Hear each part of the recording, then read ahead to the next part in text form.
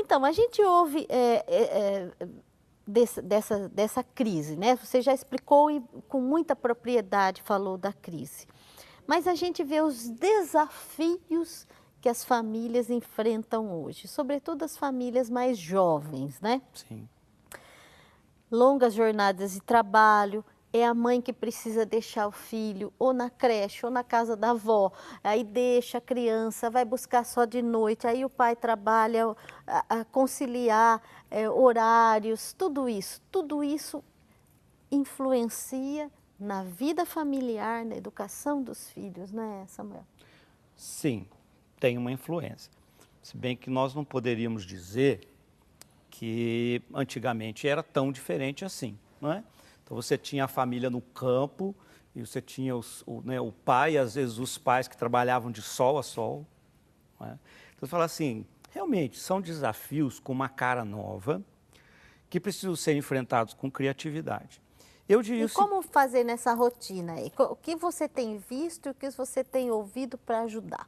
olha, nesse sentido, eu penso que faltam duas coisas básicas. Primeiro, bom senso. Bom senso no sentido de você equilibrar a vida da família. Há muitas famílias, não vou dizer todas, de forma nenhuma, há famílias que necessitam de ter pai e mãe trabalhando. Há famílias que não necessitam e o pai e a mãe estão trabalhando porque eles querem ter um nível de vida acima.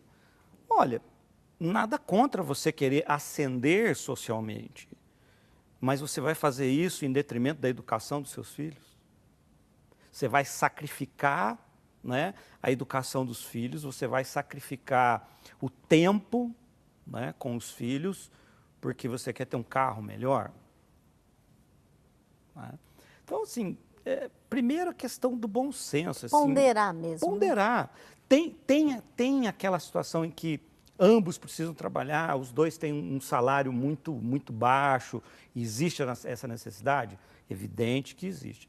Eu acho muito difícil nós falarmos de soluções, porque cada família...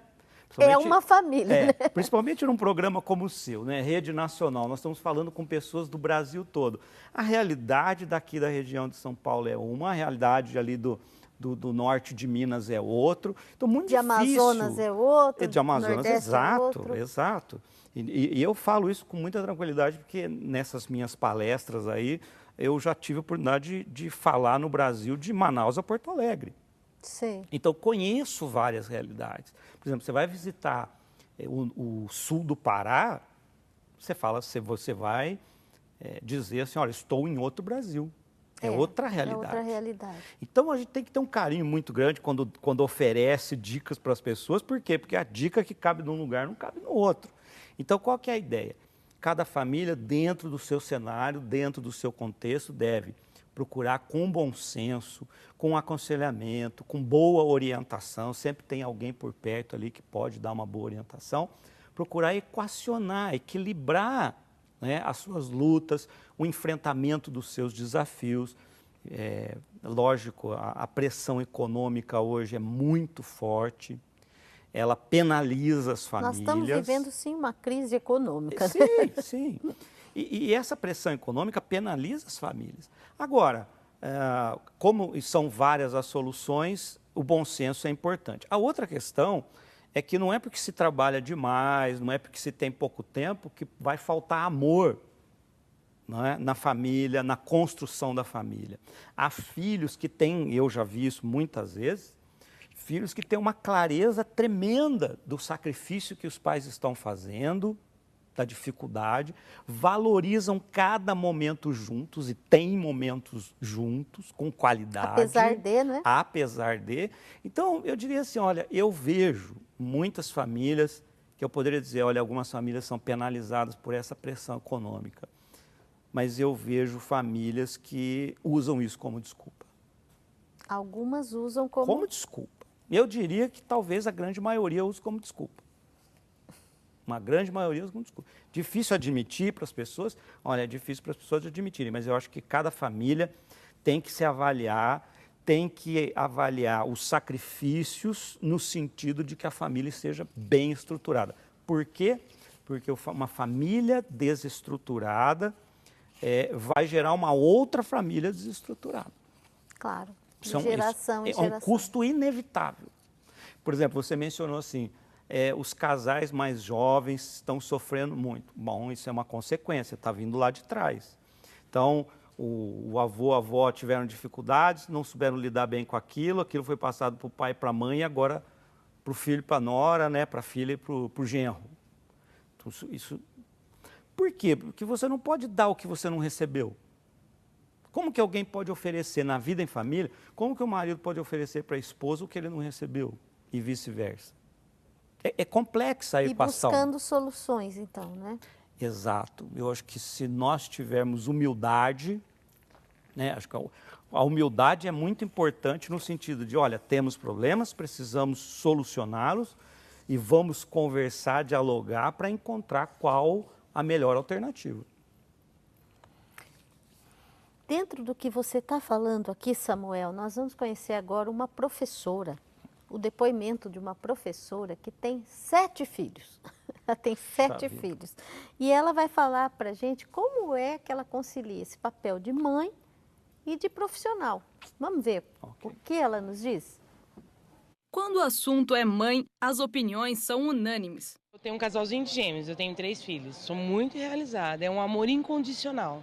É o amor mais verdadeiro que você tem é de um filho. Ser mãe é tudo de bom. Ser mãe, eu acho que é tudo. O ato mais sublime da vida é ser mãe.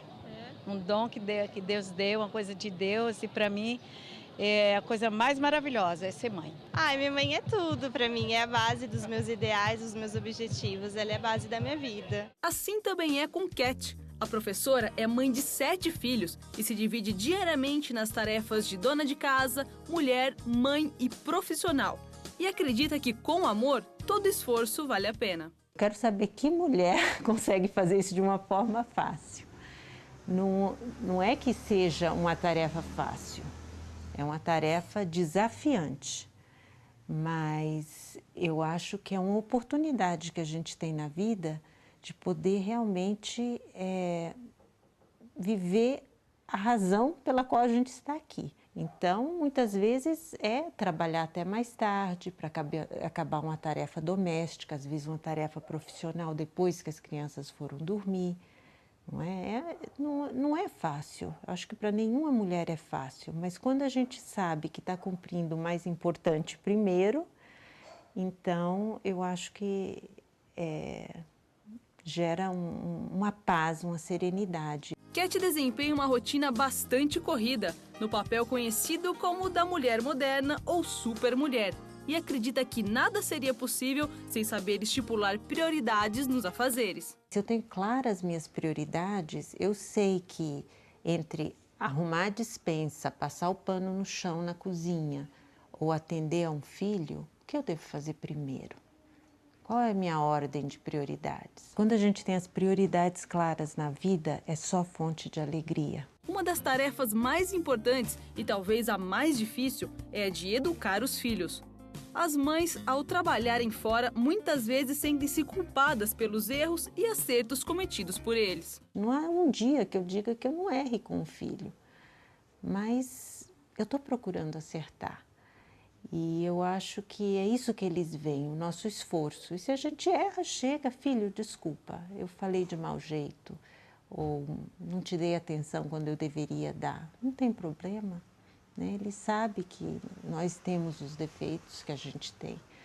E daí para frente a gente procura acertar, coloca metas concretas para melhorar cada dia. Mas se ser mãe é padecer no paraíso, a recompensa e o resultado vêm nos pequenos gestos, em cada pequeno sorriso e outras vezes na admiração declarada, fazendo com que as pessoas entendam como uma tarefa difícil pode se tornar de repente tão simples e prazerosa. Minha mãe, para mim ela é um modelo assim para mim, porque tudo que ela faz, né, pela família, é uma mulher assim corajosa, que cuidar de 7 filhos não é coisa fácil, mas ela gosta disso, ela faz com amor e eu aprecio muito isso nela, eu levo como exemplo.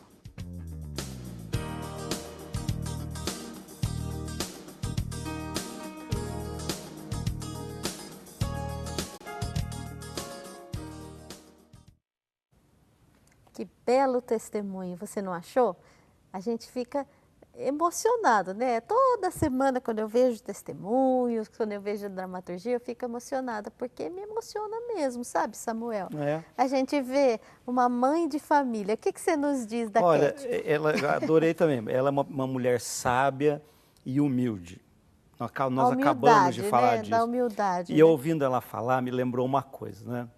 Eu acabei de dizer assim, muitas famílias usam a pressão do trabalho como desculpa. E é fato, você vê, uma mulher com 7 filhos, dá tempo de estar com todos eles, ela prioriza o tempo com eles, você vê o reconhecimento na declaração da filha. A menina falou, né? E aí você vai ver assim, aquele pai que o filho fala assim, ô pai, vamos brincar comigo? Ah, não tem tempo, filho, tem que trabalhar. Só que se é uma final de campeonato do time do pai, ele tem tempo. Ele tem 90 minutos para assistir o jogo. Com o filho, ele não tem tempo. Eu estava no supermercado esses dias e eu ouvi a seguinte... Posso falar? Pode falar. Rapidinho. Eu estava na fila do supermercado outro dia e escutei uma coisa horrível. Eu escutei um filho dizendo assim, pai, mas você não brinca comigo.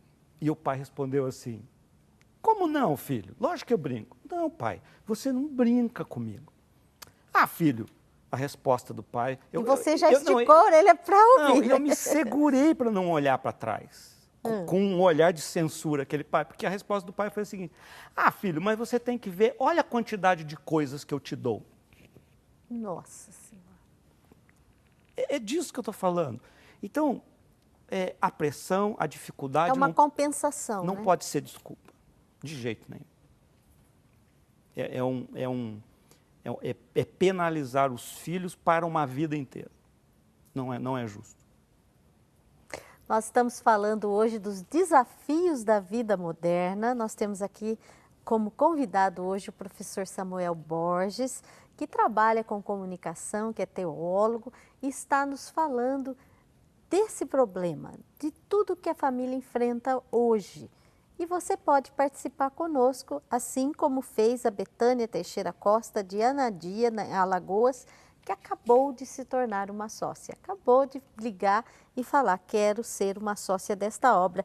E também, como todas essas pessoas que já enviaram suas participações.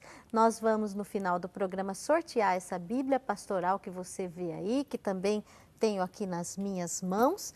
E nós vamos para um pequeno intervalo agora e já voltamos com o seu programa Brasil Cristão, já já.